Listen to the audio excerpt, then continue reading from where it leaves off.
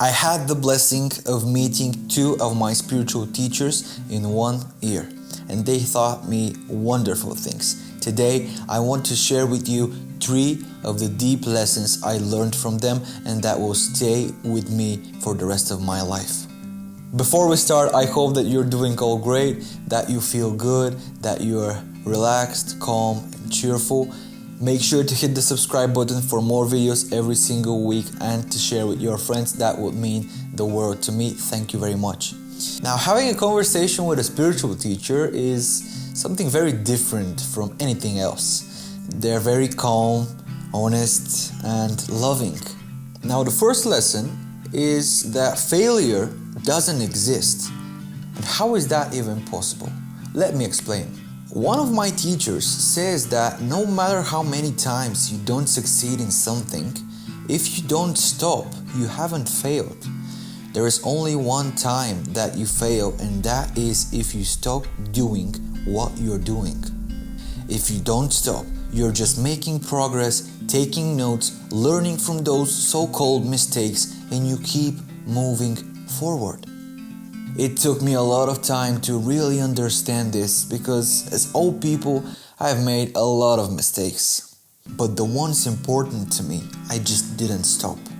And that's what happens when you continue, despite of not seeing the results immediately. One day I was sitting in his living room and he just said out of nowhere, "What if you don't stop?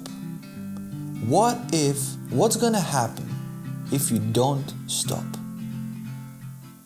And that blew my mind. And later on, I understood that this goes for everything in life. What if you don't stop doing what you love, no matter what? What if you don't give up on the people you love the most? What if you don't give up on your dreams?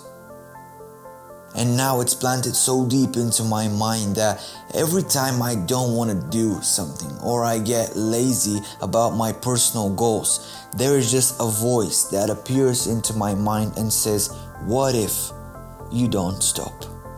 Lesson number 2 has a very interesting concept. Mahatma Gandhi said that the best way to find yourself is to love yourself in the service of others. And my teacher puts it in a very beautiful way as well. Get to know others so that you can fix yourself in the name of others. And that stays with me so deep that sometimes I'm about to cry. Because the unconditional love, the true purpose, the belief that we're all connected and part of this reality is way more important than all of us like an individual. If you want to change the world, start by changing yourself, yes, but in the name of others. That's what Gandhi really meant. He knew this and he wanted us to understand it while we are in service of others. Because then you feel full, happy, and your soul is evolving. And what I learned is that you don't need to become a famous celebrity or someone with a lot of power or money to be in service of others. This applies to all of us, and it doesn't matter if you live in a village, for example, and there are 10 people around you, and you live in a city and there are millions around you. The mechanism, the principle is quite the same. I had to change my inner direction from only wanting to grow spiritually, but only for myself, to helping others in what they need, to understanding them. And later on, to understanding myself, because we're all a reflection of each other. I see you. That means that we vibrate on the same frequency and that I have to learn something from you, but you have to learn something from me as well. This is how it works. Otherwise, I wouldn't have met you in my reality. Remember this. Number 3 is that focus is the most important thing.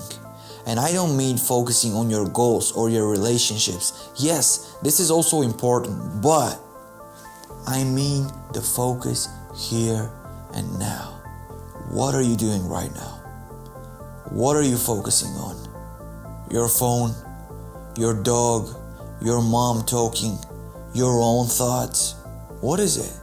I learned that if I focus entirely on something, for example, talking to the camera right now, I dive very deep into a world that has only me and my camera and nothing else. And that world is called the present. Living in the present moment has absolutely changed my life. I can't say that I've mastered it and that I do it 100% of my day, but I'm getting better every single day. We've all heard quotes about living for the moment, that life is here and now. But guess what? From a spiritual point of view, it really is. Nothing else matters. You don't care about your work 3 hours from now or your planned trip 3 months from now. You focus on whatever you're doing right now. And that is the magic. If you give 100% of your attention and focus to the present moment, you will even feel that time passes differently. How do I practice this? It's simple. If I write a script for a video, I focus on the white page and the text and no other distractions. If I drink a glass of water, I try to feel the glass in my hand and then to feel the water in my mouth. If you train your focus, you will become mentally strong, physically strong, emotionally strong, and spiritually strong. Because then you can control where your energy goes and you don't waste it on people and distractions that are just not worth it. And the easiest way, at least for me, is if you have an intense day or an important decision to make, just take a breath. Breathe in and out and give yourself the time to be in the moment.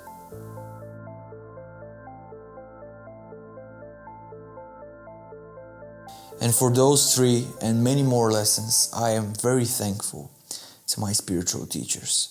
I hope that I can continue this journey with you, that we can learn from each other, from our mistakes, from our experiences, so that we can become the best versions of ourselves. Thank you very much.